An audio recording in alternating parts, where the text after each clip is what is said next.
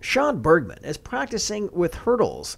They aren't quite what he uses in an actual steeplechase, but they are set at the standard height of 36 inches. And besides, his season just ended, so today's workout is a little more laid back. Couple like 6 steps fast out of your last one, okay? So nice and dynamic. He's with former Olympian Melindy Elmore, working on a few things before he heads off to university for the cross-country season. You don't need to rush the steps in between, so just it's the execution and then a couple recovery steps and then again. It makes it a lot harder to keep up a steady pace. Even running slowly over barriers, I find, is much harder than running slowly without them. Yeah. Do you prefer it to straight running? I would say so, yeah. You have to be not afraid of those barriers, and some of us, myself included, are kind of scared of big, heavy wooden barriers that don't move if you hit them. Bergman started cross-country in middle school, then moved on to the 3K and then the 5. The 18-year-old is coming off an excellent steeplechase season, which saw him go to World Juniors in Poland. His breakout season started at the BC High School Track and Field Championship in Nanaimo, where he defended his 2,000-meter steeplechase title in a time of 5:51.45. I came into that race kind of, I feel, with a bit of a target on my back as the last year's champion. So I kind of sat behind at the start, sat in second, and then halfway through I opened it up and ended up getting the win. He also got a bronze in the 3,000 meters, and at that distance at the Canadian Track and Field Championships in Edmonton in July, he won with a time just under 9:15.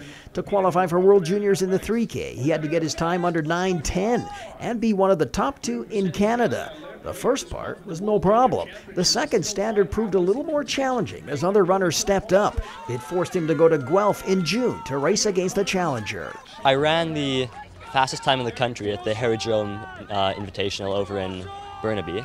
Nick Colline, another kid from BC, beat my time, and another kid from Ontario was lining up to beat my time before the deadline ended. So I was scared into signing up for a meet all the way out in Ontario to defend my spot.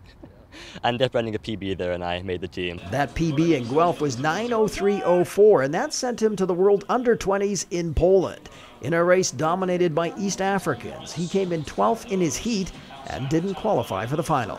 The race itself didn't go as great as I would have wanted. I ran about 10 seconds slower than my PB, but it was just a great experience to race against international competition. To put that performance in context too, it's actually pretty amazing. Like you can say 25th out of 35 or whatever entries, but this is in the world we're talking, right? And if you told most people that they could be 25th best in the world at something, that would be pretty amazing. Bergman's racing style can be described as a leader, not a follower. He likes to get out in front of the pack rather than sit and kick, and that suits his coach just fine. There's enough attrition over the course of the race that going out solid and hitting a solid pace is a good strategy versus going out slow and trying to, kick finish and then maybe fall over your last hurdle, and that's not pretty. Bergman is one of the top steeplechase athletes in the country for his age and has a promising future.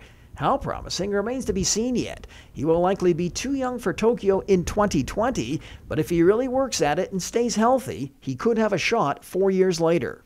Yeah, I don't want to get ahead of myself, but 2024 would be the ideal time to make the Olympics, I suppose.